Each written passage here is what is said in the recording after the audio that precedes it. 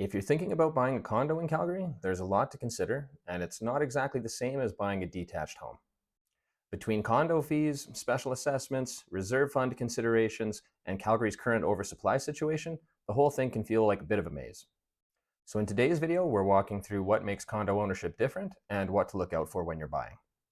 We'll go over the pros and cons of resale versus new builds, and why a condo document review is one of the most important steps you can take.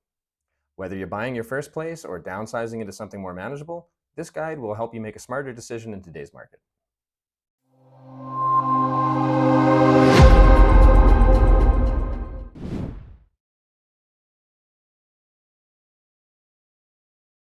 So when you buy a condo, you're not just buying the individual unit, you're buying into the corporation.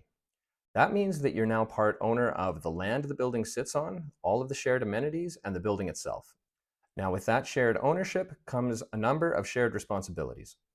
You'll be paying condo fees every month, which cover things like maintenance, shared utilities, snow removal, and in some cases, building amenities. You'll also have a number of bylaws that you're required to follow, things like smoking restrictions, pet restrictions, and even some of the things that you're able to hang on your balcony. Buying a condo is more heavily regulated, more heavily documented, and frankly, much more nuanced than most people tend to believe. That's why it's so important to understand how the process works before you dive in. Now, the biggest red flags with condos tend to show up in either the financials or the governance. A building with a low reserve fund, poor maintenance history, or a lawsuit on the books, these are big red flags. When considering a condo purchase, you'll want to dig into things like any histories of special assessments, the health of the reserve fund, how well the building is maintained, the condo bylaws, and the condo fees and exactly what they cover. In Calgary, we have a wide range of different condo corporations, and some are exceptionally well managed and others not so much. So unless you've performed a proper condo document review, you won't really know exactly what you're getting into. I'll go into the specifics about condo document reviews in a later section of this video.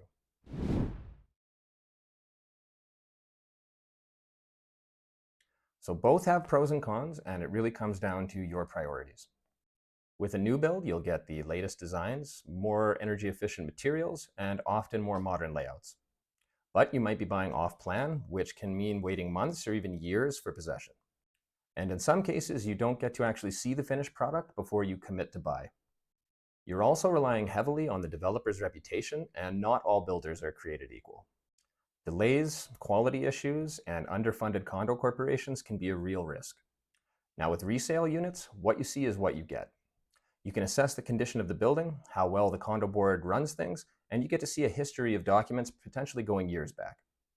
But on the flip side, you might be dealing with outdated interiors and higher condo fees in older buildings. In Calgary, there's currently an oversupply of condo units, and this can present an opportunity for buyers, but only if you're strategic.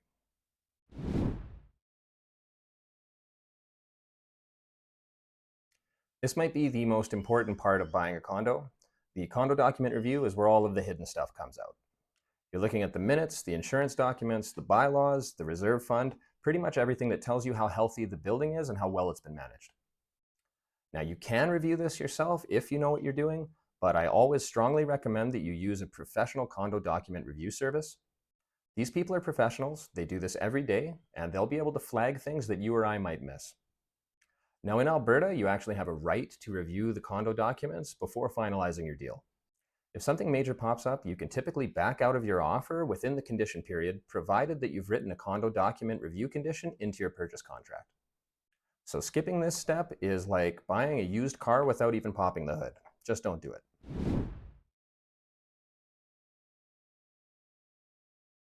So as of mid-2025, Calgary's condo market is facing an oversupply, especially in the downtown core and some of the newer suburban builds.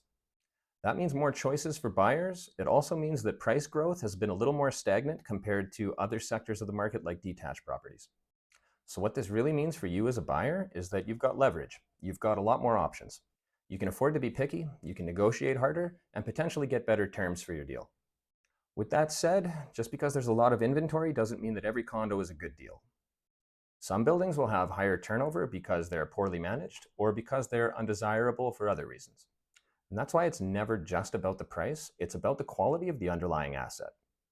So you want to ensure that you're working with somebody who understands the nuances of this market and that you're comparing buildings and units strategically.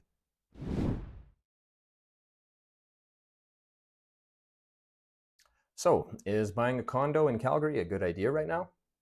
It can be if you know what to look for, you understand how condos work, and you go in with your eyes open. If you're ever unsure about a particular condo building or just want help interpreting the condo docs, feel free to reach out. I'm always here to help. So I hope you found this video valuable, and if you did, please do hit like and subscribe. It makes a big difference to a small channel like mine just starting out. Thanks again for watching, and I'll see you in the next one.